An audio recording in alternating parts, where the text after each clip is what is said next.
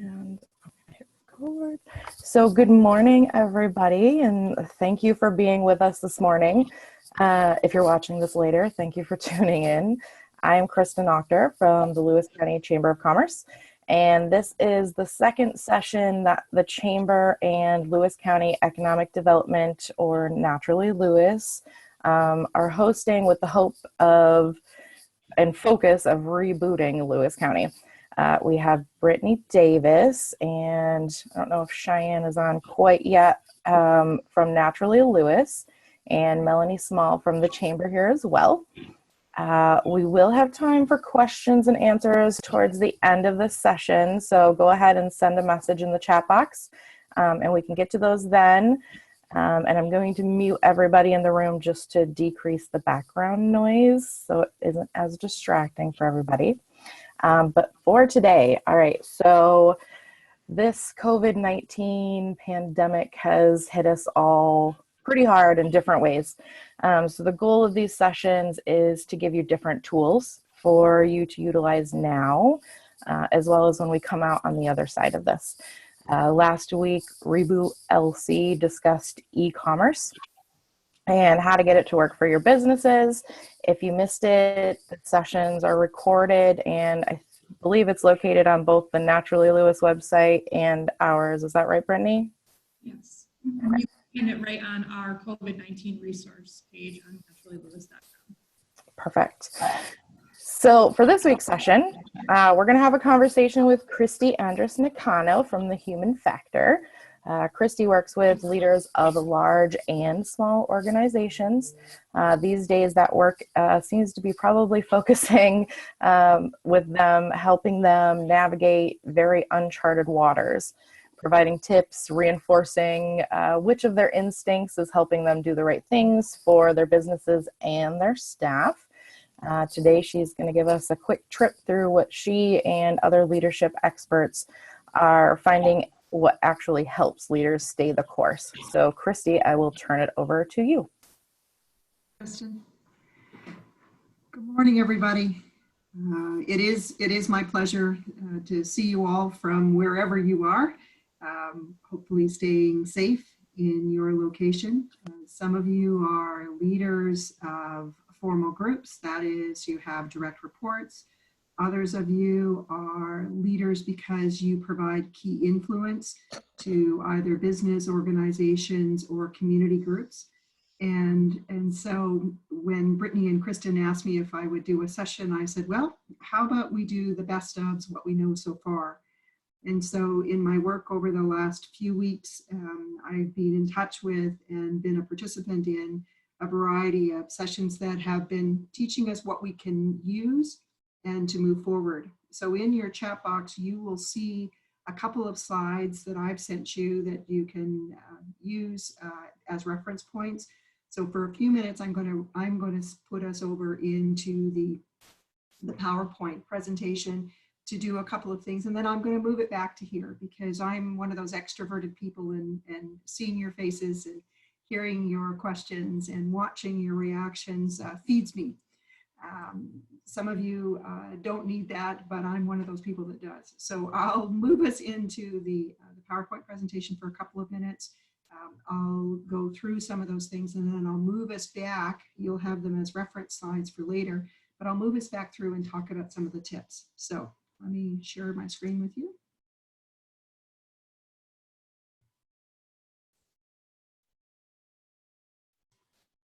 There we go.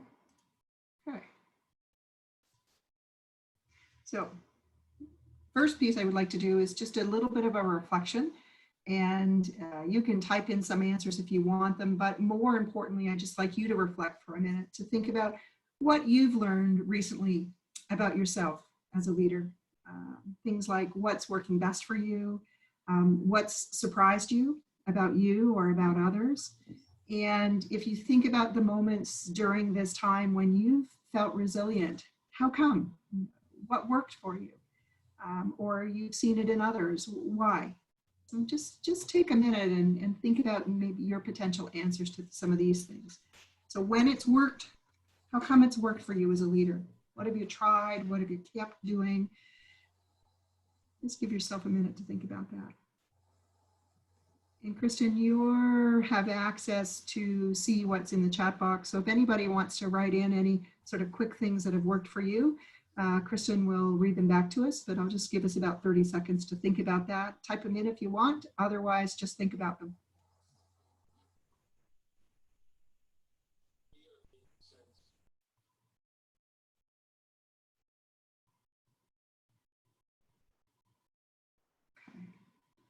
So, got some answers for yourself around what's worked for you? The point in that activity is two things. One is it's important, and what we've continued to learn is that jumping into meetings with agendas, while it's efficient, it isn't necessarily effective. And that's because people need to be people. And so doing some kind of a warm up with folks, giving them a chance to contribute, to think about things, to draw their head and their mind and their heart into the session by doing some kind of an opening check-in is a good practice. And it's particularly good when we don't have other ways to be together. So that's part one. The other part of this is that why I asked you to do it is what good leaders do is do lots of reflection. They participate in situations, they respond as their instincts and their experience tell them to. And then if they're a really great leader, then they go back and they look at that situation more objectively and say, so what worked about that? What were the pain points in it? And what can I learn from both of those things? And so your opportunity as we're moving forward is to first give yourself a check mark. If you had answers to any one or all of those questions, that's a good sign, whatever those answers were. Keeping the practice going of kind of going, I'm not just in this, I can learn from this is an important practice because you then become a role model for the people around you that you're either influencing or who are reporting to you, okay? And so that's one of the things that we want to look at. So as we move forward in our conversation this morning, just know that what we're doing is not trying to suggest that you wipe the screen from anything you've done, that any things that are on this list that you have not considered are not black checks against you, but rather are things for your potential consideration as you're moving forward, because all of us are learning in this. I was on a conference call 2 weeks ago that was meant to be about 500 people, which was a pretty good number.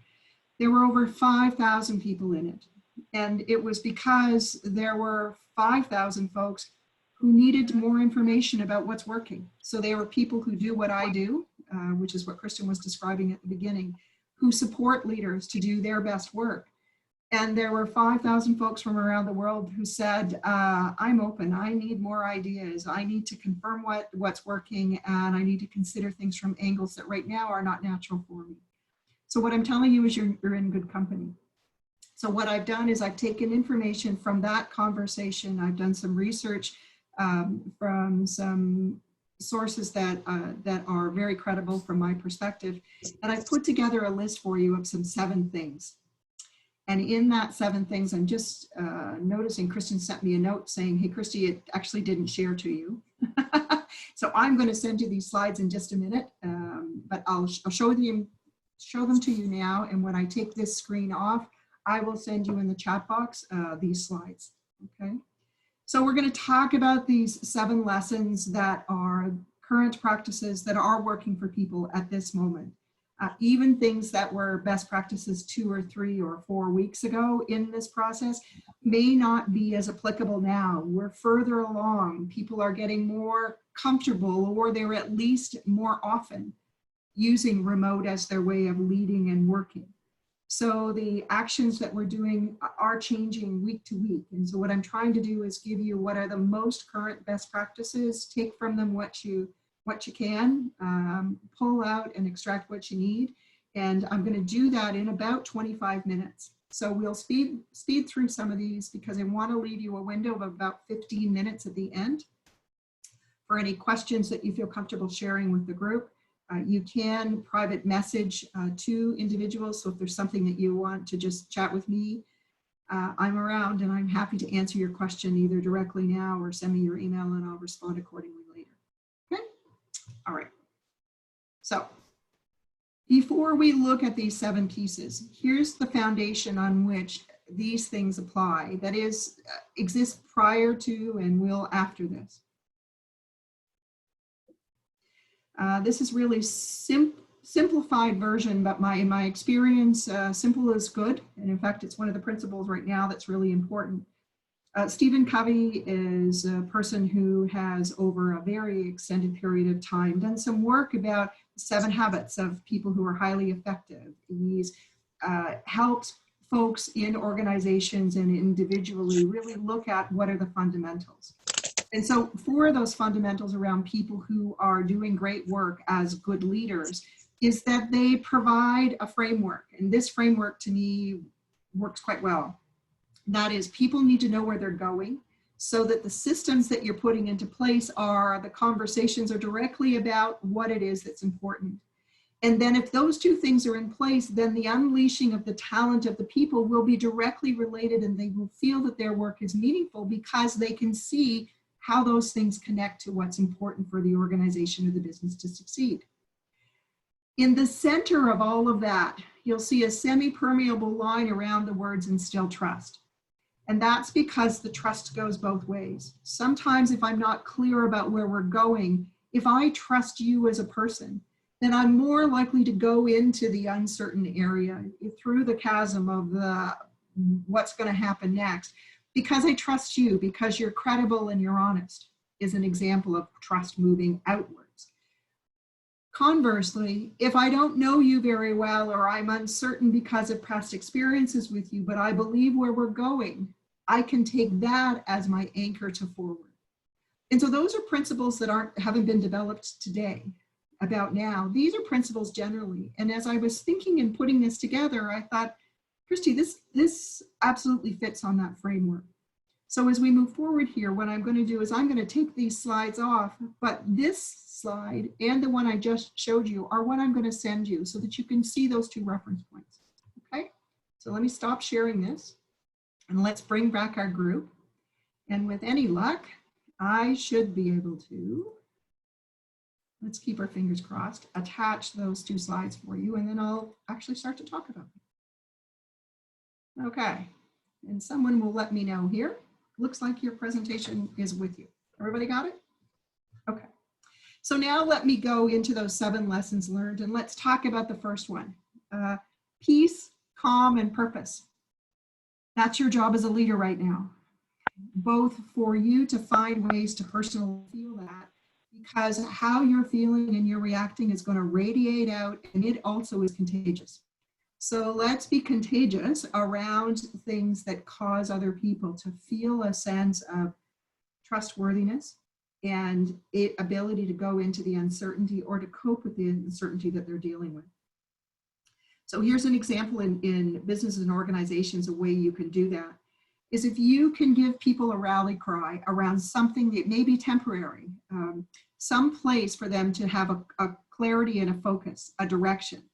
My suggestion to you is that be focused in on something that can be done in the next 4 to 6 weeks. So you might say, for the next 2 months, let's focus in on X. And hopefully you're already working in that direction. And then have 4 or 5 buckets that are associated with delivering X. So give them something that's a container to work with. It will allow you to keep the conversations centered.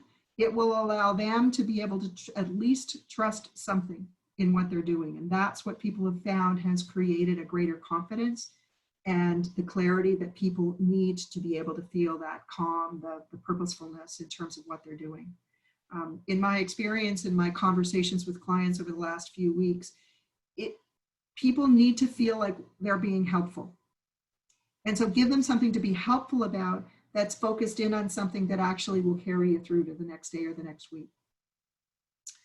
The next one, keep it simple. Keep it simple applies in many ways. One is around the communication. So in my conversations with Kristen and Brittany around preparing this, I said, let's keep this session to 30 to 45 minutes particularly. And that's one of my ways of kind of keeping it simple. I'm going to give you 7 things, not 45 things, not my 10 pages of notes on things that I've found and researched in the last few weeks, but choose out the most important points and focus in on them. So keep communication short is one way to do it. Keep it focused and keep it consistent. That's where knowing where you're going. So that on the Covey cycle, the clarity of purpose, keeping it focused in on what are those rally cries, linking things there. Yes, there will be things a year from now that are some of the implications, but right now, focus in on the things that you can take control of. The meetings themselves is another way to keep it simple. Keeping them focused in, having there be a frequency, a regularity to them so that people don't have to figure out when are we talking next.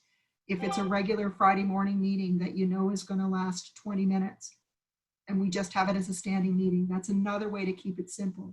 And for you as the leader, not to have to figure out, oh shoot, did we plan a next meeting time? So do things that are going to work well for you, but also create some consistency for other people is a really important piece. What that does is it empowers people to feel in control so that they can plan around what is predictable.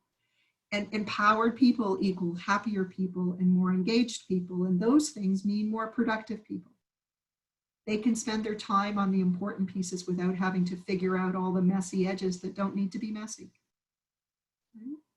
Next one, human, persistent, and creative. Those 3 components go together because they're about the people side of your leading. The humanness is about being exceedingly human. It means doing some of these presentations when the dog walks through, or I've had conversations with Kristen, who's got two kids at home, and her youngest son sometimes needs to come and sit on her lap and sing a song in the middle of a conversation that we might be having. And so what I do is I listen. Because that's real life right now. Our personal lives and our professional lives are linking together in some ways that feel inconvenient. The dog needs out and does need it in this very moment, and that's okay too. And so those pieces make us feel vulnerable, right? We sometimes have a professional persona that's really important to us. And right now there's a vulnerability in letting people see us beyond what we would normally be, look like, present as. And that's actually a way of creating a humility that says it's okay for people to be people. It's okay for you to have a bad moment or not have an answer or feel flustered. And if you can recover from that, it also says to people, so can they. So how you handle things in your humanness, beyond those pleasantries, beyond the professionalism in every moment, makes it more possible for other people to be themselves. One of the suggestions that came out of a session that I was in a week ago was, if all of your meetings are all pleasant and it's all smiles, you probably aren't getting at the real stuff. So one of the signs of the humanness showing is when people are able to say, that frustrates me, I'm upset about that. So that they're showing things beyond the honeymoon in terms of the remote connection with you. And if you can see those not as, uh-oh, I've got a big problem here, but as people trusting you enough to share what they're thinking more fully, that's a good sign that things are working in the right direction. So that might be with a supplier, that might be with a volunteer associated with what you're doing, or your staff, or other partners that you're trying to work with right now. So see those signs of humanness is actually something you're aspiring towards. The persistence piece of the humanity is about checking in. It's about checking in a lot.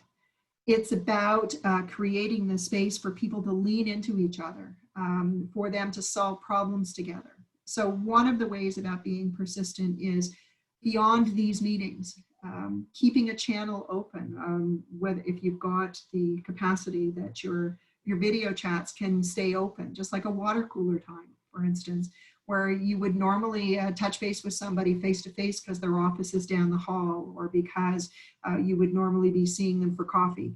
Being persistent about creating those check-ins so that people can lean into you in a moment they didn't expect without a planned agenda is a good idea.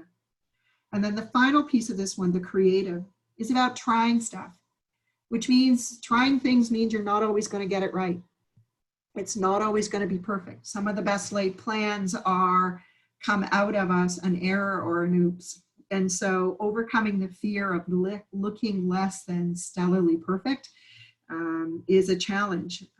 Finding ways to create some space for silliness. One of the organizations I had some contact with is in Australia, and they had a Crazy Hat Friday. So they were having a regular meeting, but everybody wore what they had. So there were sombreros and elephant ears and a variety of things that was completely ridiculous to their very serious business. But it was that silliness that allowed people to kind of go, yep, this is way more than I bargained for. And that humanness piece was really important in that. So creating some space for people to try things that are practical, but also creating some space for you to have some fun together is an important learning that we've had during all of this. When we shoot for effectiveness all of the time, it means that people can't necessarily feel as engaged in it when they're not feeling so professional. And the more we can engage people, the more likely they're going to feel like their whole person and their ideas as a whole person are permitted. Okay. Next one, keeping the senior team strong together. So for those of you who have more than one tier of staff inside of your group, what we know is organizational health comes from what the leader does. So no pressure on you, or a lot of pressure. It is your job to keep your group healthy. And by that's the practical healthy by making sure that they have masks if you're an essential service. But the other side of this that I'm really speaking about is about the success of your organization coming from your senior team being connected to one another, having enough time, closed virtual doors for you to express your concerns and to problem solve in ways that allow you then to be able to effectively support your staff. So it's the safe space.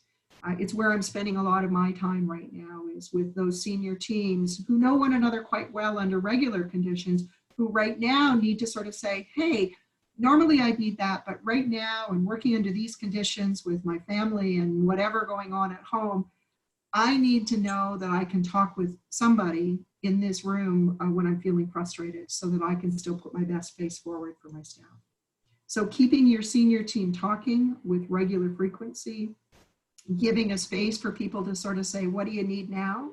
Might be different this week from last week, allows them to then provide the strength and the resilience for the rest of the group. Okay?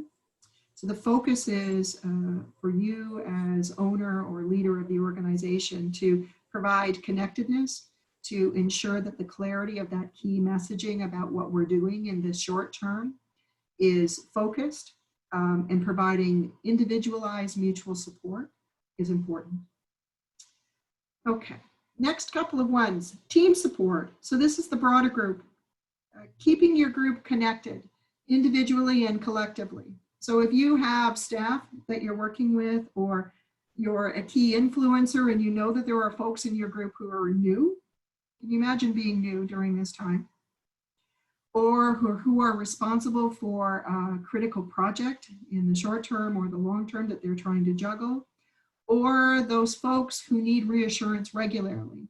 These are the ones where you paying attention to the individualized needs of your team members will help you either be their support or suggest that somebody else. So for instance, with the new person, hooking them up with someone who could be their mentor to have those individual conversations and for you to encourage them. Does two things. One is the person who you've asked to be the mentor gets recognized for the fact that they have a skill set that you value enough to ask them to share it with somebody else.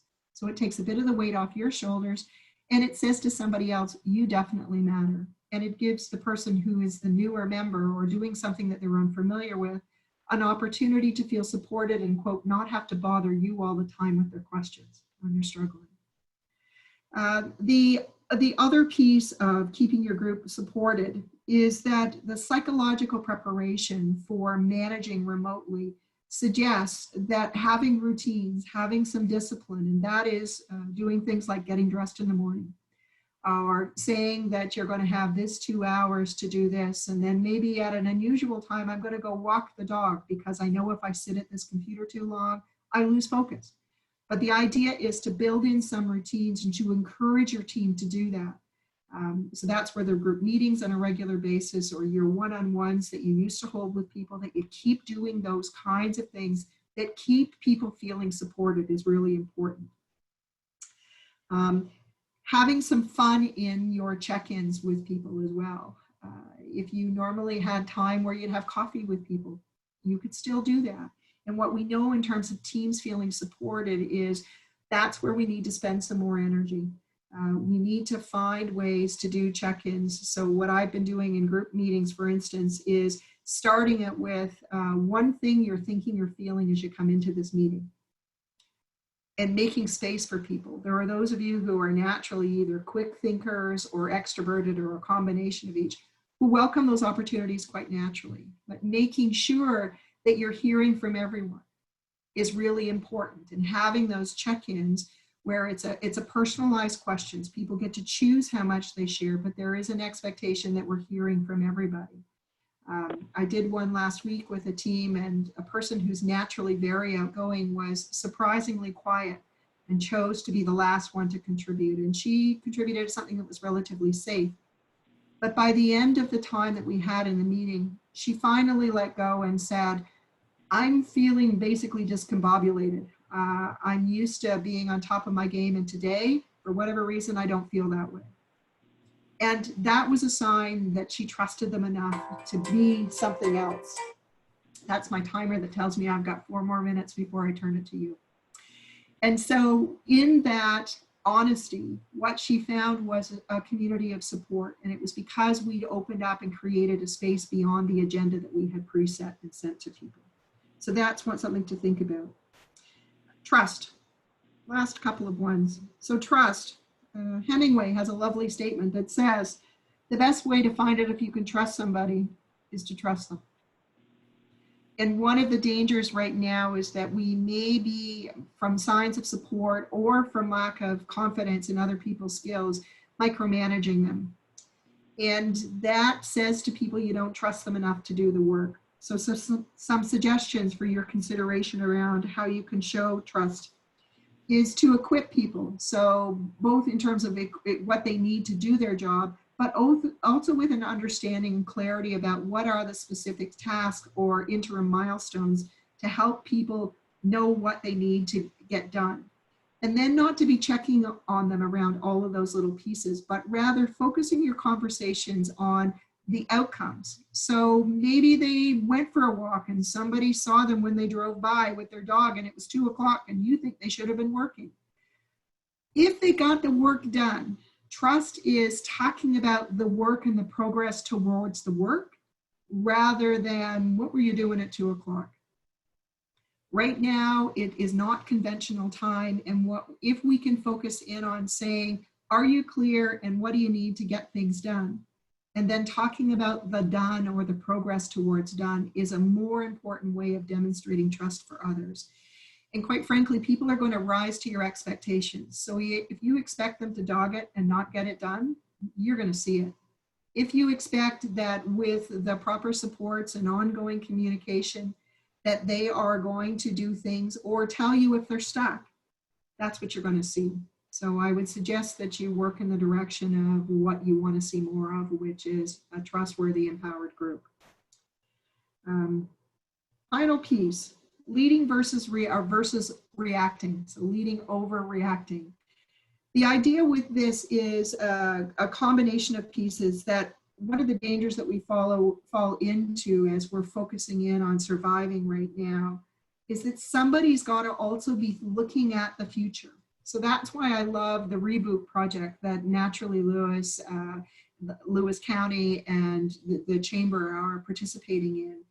It's about creating some hopefulness, but it's about people thinking about where we need to be when we get to the next phase of this, and to start to anticipate what we need to put into play for now. So while yes, our primary energies need to be focused in on a short, 4, 6, 8 week period, that's really important to build confidence and peace for folks.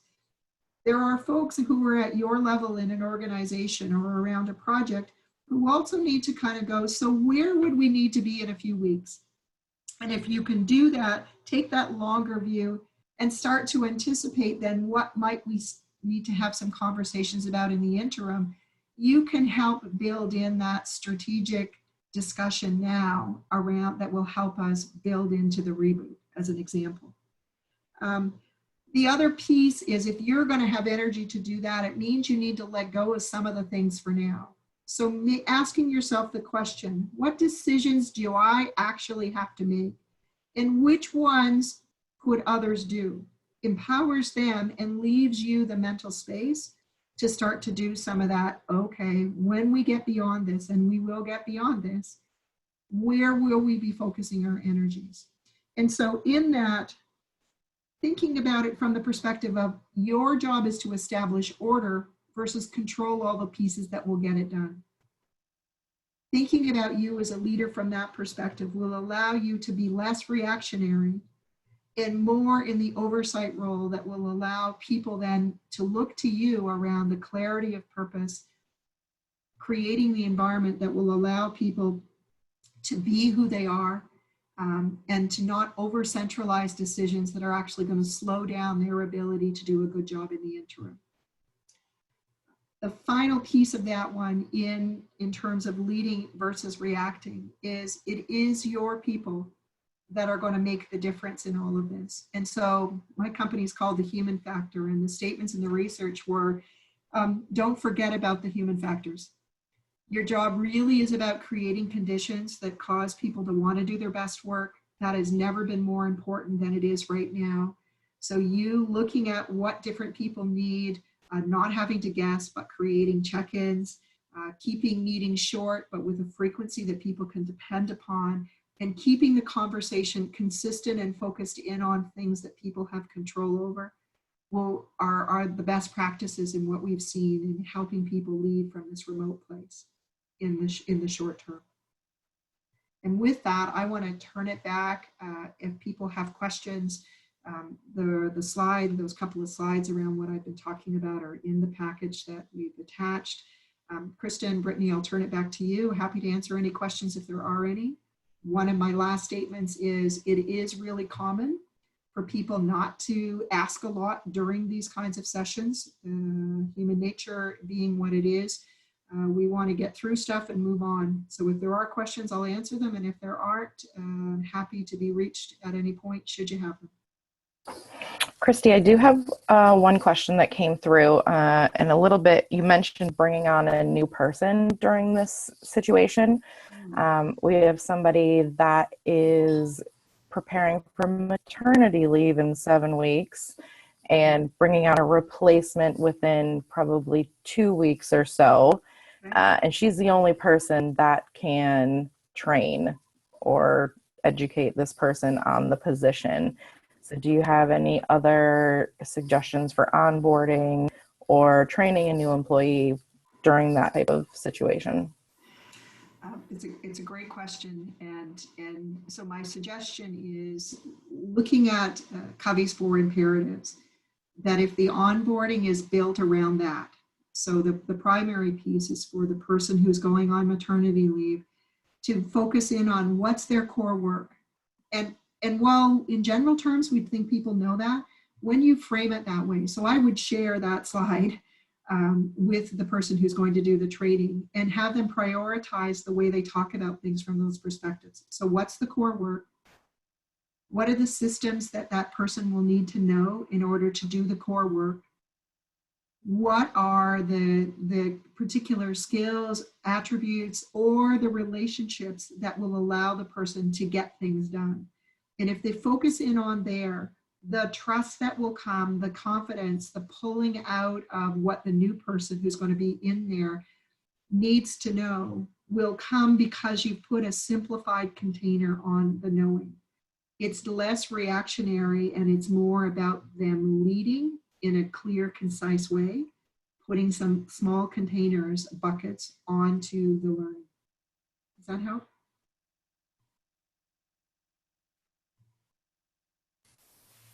I think so.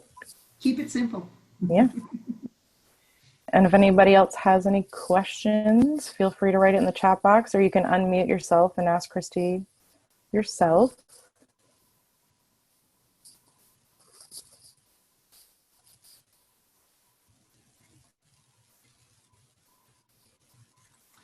One suggestion for you that worked really well with the group that I was working with last week, Patrick Lencioni, who wrote the book, The 5 Dysfunctions of a Team, and then another book called The Ideal Player, has a wonderful 13-minute TEDx talk on the ideal player. And he was the one who was leading the session that had 5,000 people in it a couple of weeks ago that I was in. And his suggestion that worked marvelously well was show that 13-minute video to your team and then ask people how they see themselves in relation to being an ideal team player and what do they need from one another. That takes 1 hour. I did it with a group of 7 senior leaders last week and didn't know how it was going to go because people have to expose where it is they think they're maybe not doing their best work and what they would need. It was a welcomed opportunity from this group of people who are hard-nosed business folks. And the feedback that I got from the CEO of the organization was it was a really good use of their time. So something for you to consider if you're wanting to do something to keep your group connected. It's a very practical way to acknowledge the human factor in a short amount of time. What was the name of that video again? It's The Ideal Team Player, Patrick Lencioni. For you. Oops. Apparently my cap locks is on. Ideal Team Player. And talk. All right, take my cap locks off. 13 minutes of time well spent to introduce and have a conversation. And honestly, if you wanted, one of the things that I'm doing these days is helping people because it's the right thing to do. So if you wanted to do that and you wanted some help, I'd be happy to facilitate that for you. So that's just an offer, a free offer from me if you think that would be of use to you. Okay.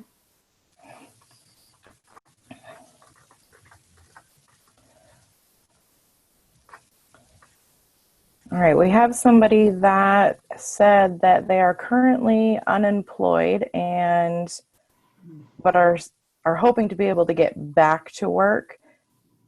Should they continue to stay in touch with their supervisors while they are out? Relationships are really important always.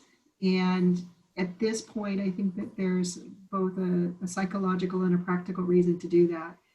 If your supervisor was somebody who you have a strong and trusting relationship with, where the circumstances of your leaving is related to the COVID-19 or other things that are beyond your control and that your skill set is still seen to be of value, absolutely stay in touch with them. You may want to ask for the references or recommendations if they can find the time to do that.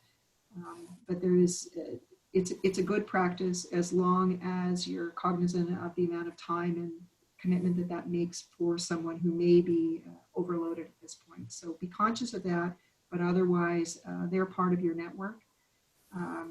Think about the other people that are in your network who might have been from the supplier end of the equation or partner organizations that you might also build some time with in this interim period. Networking and leveraging the relationships you have will make it more possible for you to hear about pockets that may not be positions that are advertised yet, if that's of help. And one more, my supervisor is very overwhelming and doesn't understand that they have a home life that they are dealing with currently as well as work life. So how to respectfully address that with their supervisor? So managing up is not easy.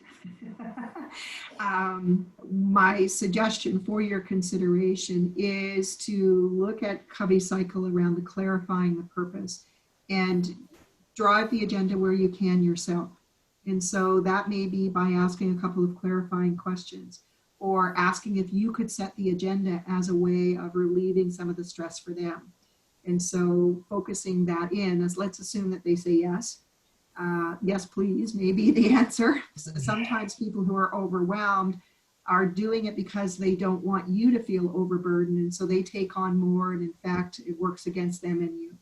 So I would offer to sort of say, can I set the agenda either for our next conversation or for our team meeting as a way for me to practice that and maybe relieve some stress. If they're willing to consider that, then you're off to the races and you can use the focusing. So what are offer in some suggestions about what are a couple of key focuses.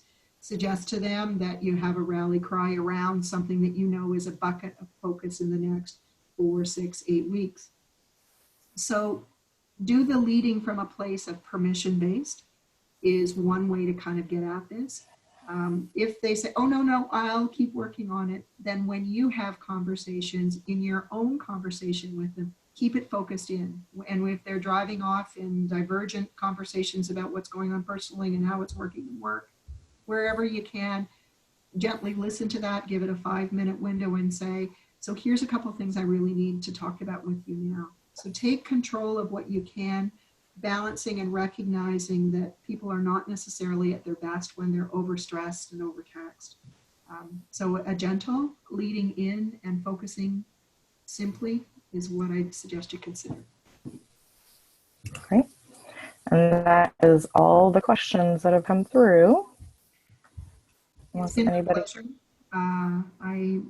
My goal, a couple of things. One is if there were things that I talked about that you're going, yes, I'm doing that, give yourself a pat on the back.